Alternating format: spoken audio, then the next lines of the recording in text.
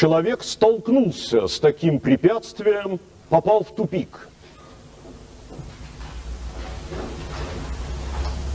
Препятствие кажется непреодолимым. Тогда рассмотрим три возможности, по крайней мере три, которые возникают здесь. Первая возможность такова. Если столкнулся с препятствием, то на самом деле прежде всего нужно проверить, верно ли принято решение. Весьма возможно, что препятствие создано самим субъектом. Создано самим субъектом, и это было результатом неверного решения. Нужно как бы вернуться назад, и иногда бывает здесь необходима переоценка ценностей и принятие иного решения. Можно это назвать и нравственным преобразованием, переосмыслением себя. И тогда вновь наш субъект оказывается в трудном мире и вновь сталкивается с препятствием. Есть второй вариант. Второй вариант обязательно, быть может, даже сегодня поясним какими-то примерами, но второй вариант – это как раз переосмысление и преобразование ситуации.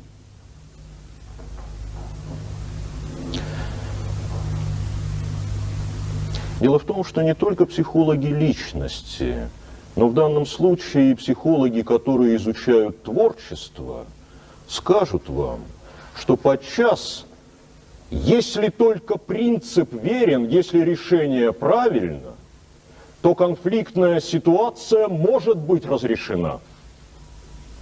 И скажем даже более, ответ содержится именно там,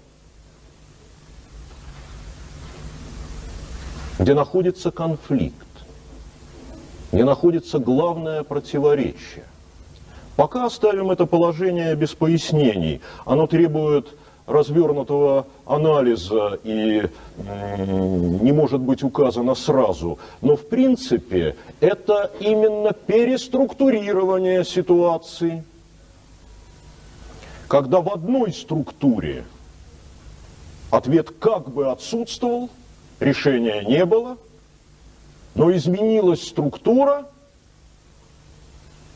и ответ показался неожиданно простым.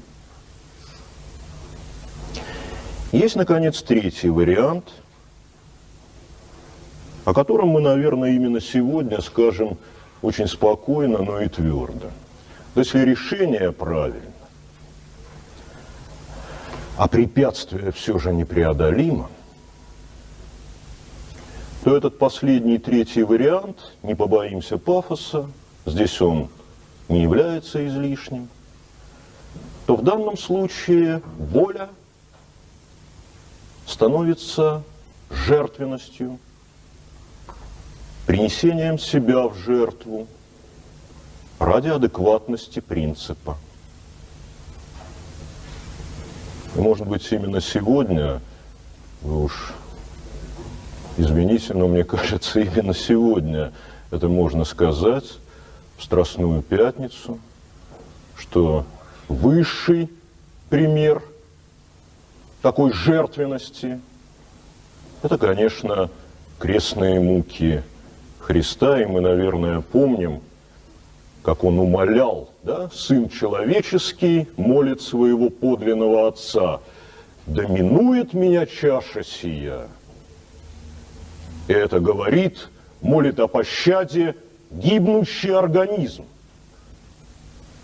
Но он же, как личность, утверждает, он говорит: впрочем, да будет не так, как я хочу, говорит он своему Отцу, а как ты. И заметим слова: да будет воля твоя и на земле, как на небе.